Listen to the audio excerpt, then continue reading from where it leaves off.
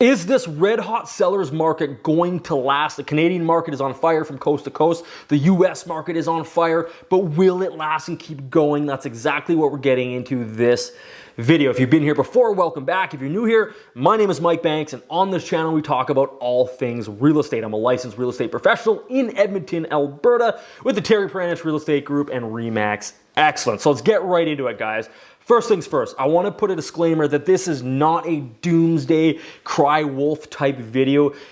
Gosh, you've seen so much of that crap on YouTube. You know what I'm talking about. The clickbait titles and the clickbait thumbnails where they're all like, oh my God, the market. And they have all the red sirens going off in the background. The market's going to crash and everything is going to blow up and it's all going to, everything's going to be ruined.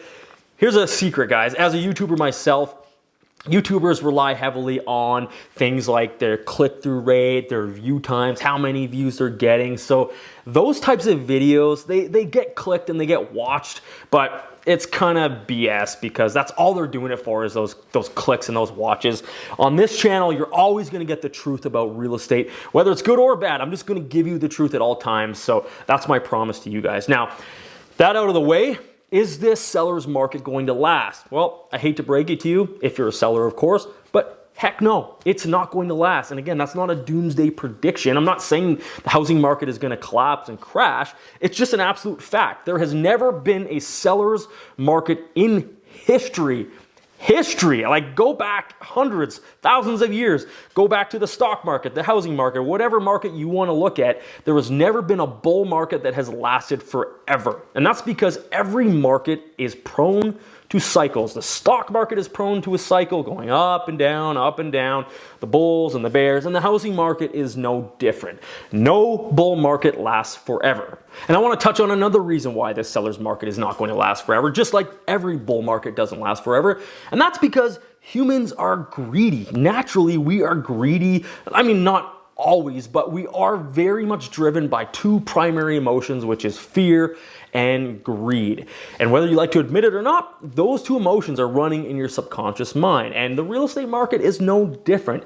As the market continues to heat up and up and up, and the media is talking about it, and friends and family, and everybody is talking about how great it is, sellers are going to be listening and they're going to be coming on the market. People that tried to sell a couple years ago that didn't have any success will now come on the market. People that weren't even really thinking about selling to begin with are hearing about how prices are going through the roof and how fast things are selling. So they think, hey, maybe now is a good time to sell. So this dance, this, I guess you want to call it this like fight, this tug of war between sellers and buyers, it's constantly going on, but eventually the sellers will beat out the buyers. They'll lose in the long run, but what I mean by beat out is there will be more inventory that comes on than there are buyers. Right now, there's more buyers than there is inventory. So simple economics, simple supply and demand. You're seeing prices, you're seeing a huge pressure on prices going up. But as these like I said, as this continues and as sellers hear about it, more and more inventory is going to come on the market because they're going to, get greedy and think, hey, now's a good time to sell. And eventually they're going to catch up.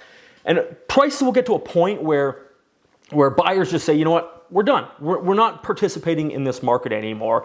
We're going to wait this out. Things are out of reach. They're too high. And then the buyers will cool off. And then the sellers will be left holding the bag because this is what always happens. It happens again in the stock market and it happens in the housing market as well. Because another thing that I want to touch on is houses, you've all heard the saying, you've all heard the adage, right?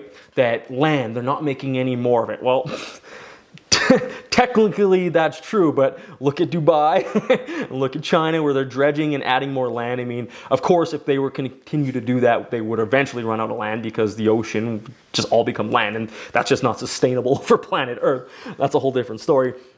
But we've all heard that saying, right? Land, they're not making any more of it. But another reason why that myth isn't true is talk about creating, not really land, but creating real estate, right? What is an apartment tower or a high rise? You're taking a small little square of a city block and then you're going vertical, which is creating more real estate. So it's kind of a myth, kind of not, but sort of is a myth.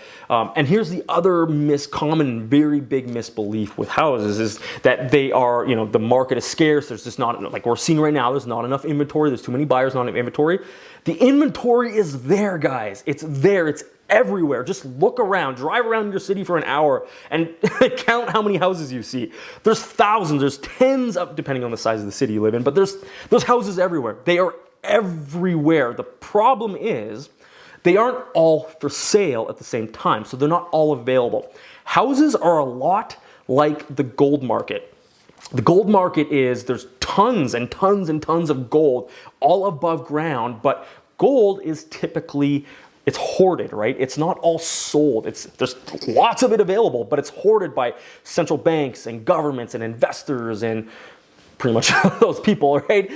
Some of it is consumed through electronics and through jewelry, things like that, but gold is mostly hoarded. Houses, kind of the same thing, right? There are houses everywhere, but people hoard them. They keep them in their reserves. People aren't moving all the time, right? They're not saying, you know, hey, I'm sick of this house a week later, and then they sell it like they do with their AMC stock or their GameStop stock. That stock is very liquid. It's sold like every second. Boom, boom, boom, boom, boom, boom. Shares sold. Houses, not so much, right? So like I said, there are houses absolutely everywhere. They're just not all for sale at the same time. But like I talked about before, as the human mind, because we're greedy, as they start to hear about houses going up and up and up and up in price, eventually more and more sellers will come on the market and they will outweigh the buyers and reverse it back to a buyer's market. And then the other reason why the seller's market will not last forever is builders. Builders, investors, flippers, this group of people, I kind of feel bad for them because they always get hammered the most in hot, crazy markets. And that's, I mean, partly because of greed again, especially with the investors and flippers side of things. You know, people start hearing about their friend who flipped a house and made, you know, $100,000. Again, you don't know everything, right? That's what they say, but you don't know all the numbers. But as the market continues to heat up, more and more investors are like, hey, you know, they go to the weekend seminar and then they think that they can flip a house and everybody's making money in real estate. Everyone's a millionaire. All these millionaire seminars are popping up all over the place. So everybody's piling in, right? If you need any reference of how that ends, just watch the movie The Big Short.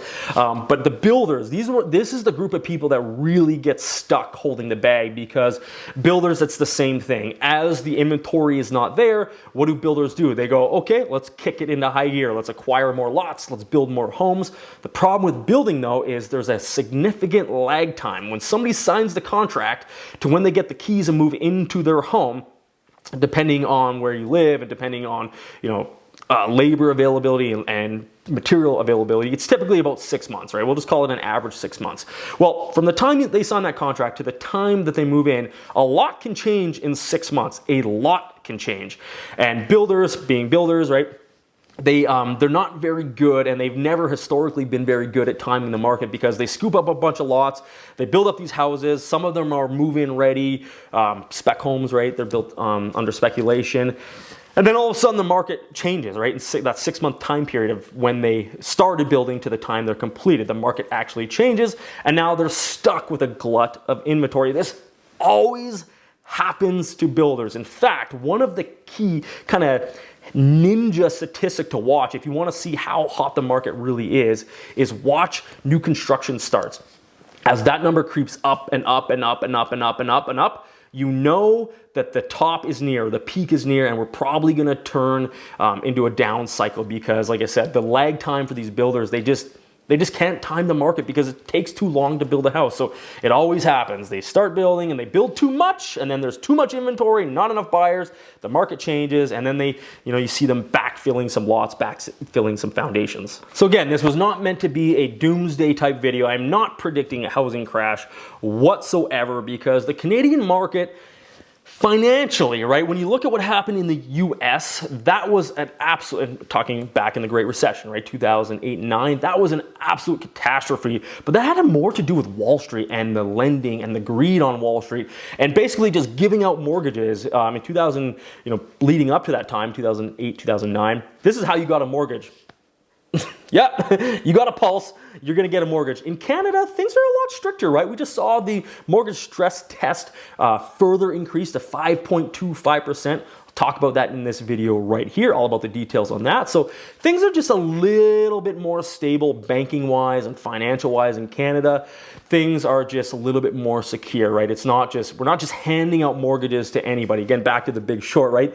I'll never forget that scene where they're knocking on that guy's door and he's like, wait a minute, my landlord's dog? And then the two guys are like, okay, because they figured out, right? The home's mortgage was in the landlord's dog. I don't know if that actually happened, real life or not, but it was kind of an indication of how crazy things got in the US. So if you like this kind of content, guys, subscribe to this channel, hit that bell notification so you get notified when more videos like this are uploaded. Consider watching one of these videos I'll put on the screen right now, and I'll see you in the next video.